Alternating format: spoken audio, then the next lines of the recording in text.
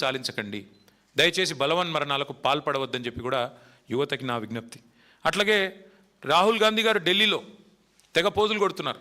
అక్కడ ప్రధానమంత్రి గారి ఇంటి ముందుకెళ్ళి ధర్నా చేసినట్టు, ఏదో కొత్త తరం పిల్లల కోసం వాళ్ళ ఆందోళనకి ఈయన మద్దతు పలికినట్టు చాలా పోజులు కొడుతున్నారు. నేను రాహుల్ గాంధీ గారిని అడుగుతా ఉన్నా, మరి మీ ముఖ్యమంత్రి గారు ఇవాళ ఈ రాష్ట్రంలో ప్రతి సంవత్సరం గ్రాడ్యుయేట్ అయ్యే ఇంజనీర్లను పట్టుకొని క్రిమినల్ వేస్ట్ అని మాట్లాడుతుంటే ఎందుకు ఉలకవు పలకవు? వాస్తవం ఏంటి రాహుల్ గాంధీ గారు?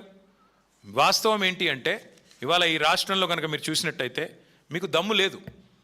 ఈ రాష్ట్రంలో మీ ముఖ్యమంత్రికి కానీ మీకు కానీ పిల్లల ముందుకు వచ్చి మాట్లాడే పరిస్థితి లేదు, మీకు దమ్ము లేదు. చేసింది మోసం కాబట్టి.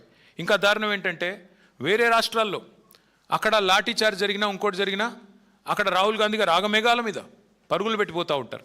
కానీ ఆయన కాంగ్రెస్ పార్టీ పరిపాలిస్తున్న రాష్ట్రంలో మాత్రం ఎక్కడ కూడా ఉలకడు పలకడు. లాఠీ చార్జ్ అయినా, ఉరికిచ్చి కొట్టినా, ఎండ్రిని దాగమని చెప్పినా, అట్లాగే మరి ఇప్పుడు పిల్లల చివరికి సూసైడ్ నోట్లు రాసినా రాహుల్ గాంధీ గారిలో చలనం లేదు. ఒకటి మాత్రం వాస్తవం, ఇవాళ నిజంగా చెప్పాలి అంటే ముఖ్యమంత్రి క్రిమినల్ వేస్ట్ అన్నాక మేమందరం బాధపడ్డాం. ఎందుకు?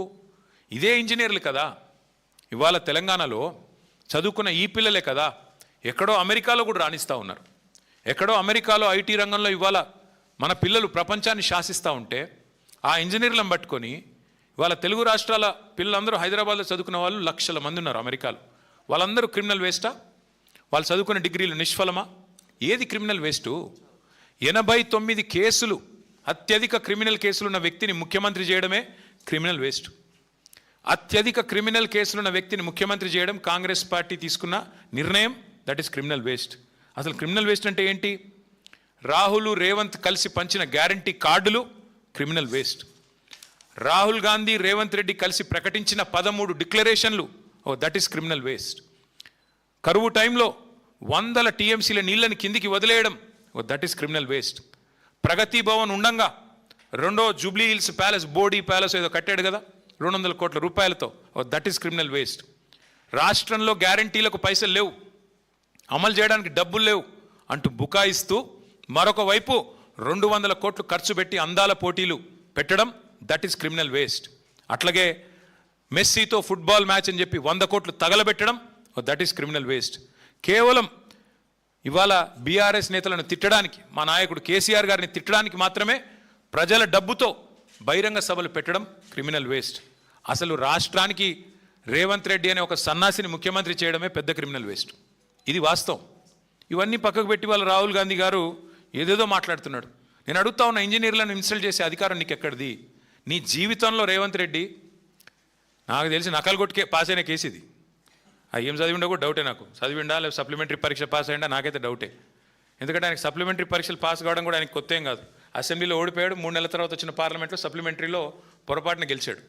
ఏం చదువుకున్నాడో ఎవరికి తెలియదు. ఆయన ఇవాళ మాట్లాడుతున్నాడు చదువుకున్న వాళ్ళ గురించి. ఏం మాట్లాడతాడు? ఆయనకంట కాగితం, తెల్ల కాగితం మీద అంట పిల్లలకి రాయడం రాదంట. నేను అడుగుతున్నా రేవంత్ రెడ్డి గారు, నువ్వు నింపగలుగుతావా నీ ఎలక్షన్ ఫారం అఫిడవిట్? ఏ ఛాలెంజ్ కంటే ఆ ఛాలెంజ్కి నేను రెడీ. నీ ఎలక్షన్ అఫిడవిట్ నింపరాయ్యా, నువ్వు చూస్తా నీకేం చదవచ్చో ఏమొచ్చో నేను కూడా చూస్తాను.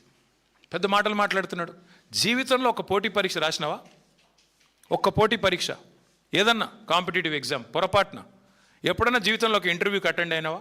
ఏం తెలుసు నీకు పిల్లల గురించి? మేము కష్టపడి చదువుకున్నా. నేను కూడా జీమాట్ రాసిన, జిఆర్ఈ రాసిన, జవహర్లాల్ నెహ్రూ యూనివర్సిటీ ఎంట్రన్స్ రాసిన, ఆల్ ఇండియా ఎంట్రన్స్లో సీటు సంపాదించి పూనాలో పోయి చదువుకున్నా, అమెరికాలో పోయి చదువుకున్నా. ఎంతసేపు ఏడుపులు తప్ప వేరే వాళ్ళ మీద. ఒక్క ఇంటర్వ్యూ అటెండ్ అయిన ముఖమా నీది? ఒక్క పోటీ పరీక్ష రాసిన ముఖమా? పోనీ ఒక అప్లికేషన్ రాసే తెలివి ఉందా? నకలు కొట్టి పాస్ అయినవి గోడల మీద సున్నలు వేసుకుని బతికినోడివి. నీకే ఇంత ఉంటే మరి పిల్లలకి ఎంత ఉండాలా? ఇవాళ ఎవరయ్యా కట్టేది? ఇవాళ ముఖ్యమంత్రి గారు రయ్యమని తిరుగుతున్న ఫ్లైఓవర్లు కట్టింది ఎవరు? ఇంజనీర్లు కదా. హైదరాబాద్లో 42 ఫ్లైఓవర్లు కట్టింది ఎవరు? ముఖ్యమంత్రి కూర్చుంటున్న సచివాలయ భవనం కట్టింది ఎవరు? తెలంగాణ ఇంజనీర్లు కదా. ఇవాళ మీరు కదా ఇప్పుడు ఈ నిమిషం మనం మాట్లాడుతున్న ఈ నిమిషంలో ఎల్లంపల్లి నుంచి పైకి రివర్స్ పంపింగ్ ద్వారా ఇవాళ నీళ్లు లిఫ్ట్ చేస్తూ ఉన్నాం ఎస్ఆర్ఎస్పికి. ఎవరు చేసింది? అది ఇంజనీర్లు కదా.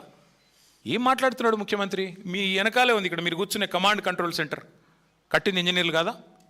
అందుకే నేను అంటున్నా, ఈ మూర్ఖపు మాటలు ఎన్ని కట్టిన ఇంజనీర్లకి నాకు రేవంత్ రెడ్డి గారికి నేను చెప్పేది ఒకటే, ఈ ఇంజనీరింగ్ విద్యార్థులకు కట్టడాలు తెలుసు, మీకు సమాధి కట్టడం కూడా తెలుసు. మీ పార్టీకి, మీ అంటే ఆయనకి కాదు, మళ్ళీ మీరు వేరే వేరే అనుకున్నారు. మీ పార్టీకి సమాధి కట్టడం కూడా ఆ పిల్లలే తప్పకుండా చేసి చూపెడతారు. నేను ఇవాళ గడ్డం వేణు తరపున, ఇవాళ రాష్ట్రంలో నిరుద్యోగుల తరపున స్పష్టంగా రాహుల్ గాంధీని, రేవంత్ రెడ్డిని అడుగుతా ఉన్నా, సమాధానం చెప్పు. 2 లక్షల ఉద్యోగాలు ఎప్పుడు ఇస్తావు? ఎలా ఇస్తావు? నీ జాబ్ క్యాలెండర్ ఎక్కడ సచ్చింది? రాహుల్ గాంధీ ఎక్కడ ఉన్నాడు? ఎందుకు ఉలకరు పలకరు ఈ తెలంగాణ యువత అడుగుతున్నారు. సమాధానం చెప్పండి. మిమ్మల్ని వదిలిపెట్టాం. డ్రామాలతో ఇంకా ఎన్ని రోజులు ఏమార్చలేరని చెప్పి మళ్ళొకసారి విజ్ఞప్తి చేస్తూ, అసెంబ్లీ సమావేశాలు కూడా పెడతారని చెప్తున్నారు తొందరలో. తప్పకుండా అందులో మా వైపు నుంచి ఒకటే ఎజెండా పెట్టుకుంటాం. అసెంబ్లీ సమావేశాలు పెట్టవలసిందే, 15 రోజులు నడపాల్సిందే. ఆ 15 రోజుల్లో తప్పకుండా తెలంగాణ యువత ముఖ్యంగా ఏదైతే ఇవాళ ప్రశ్నిస్తున్నదో 2 లక్షల ఉద్యోగాల గురించి, తప్పకుండా దాని ఒక ప్రధాన అంశంగా, ప్రధాన ప్రతిపక్షంగా మేము పట్టుబడతాం, ప్రభుత్వాన్ని నిలదీస్తామని చెప్పి కూడా యువతకి విజ్ఞప్తి చేస్తూ, దయచేసి ఎవరు కూడా తనువు చాలించవద్దని, దయచేసి ఎవరు కూడా ఆత్మస్థైర్యాన్ని కోల్పోవద్దని మళ్ళొకసారి ప్రార్థిస్తూ మీ అందరికీ ధన్యవాదాలు.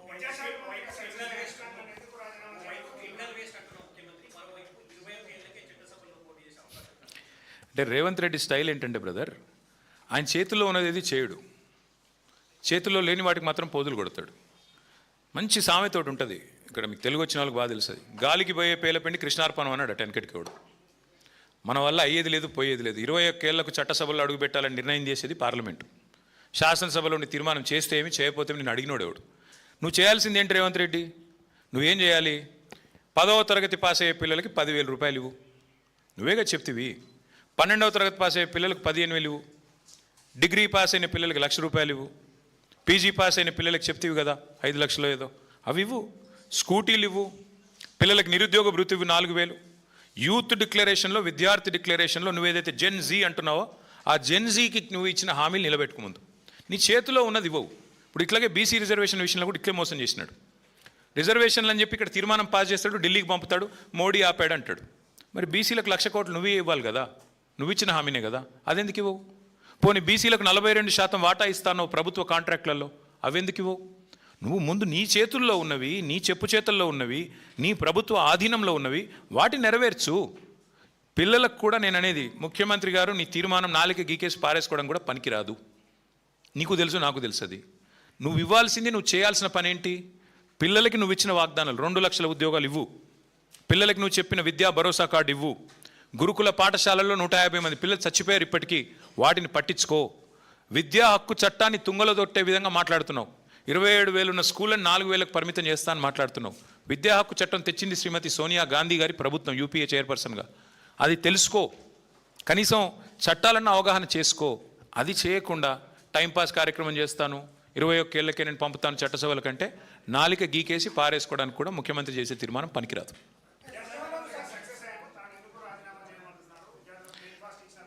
సక్సెస్ అంటే 150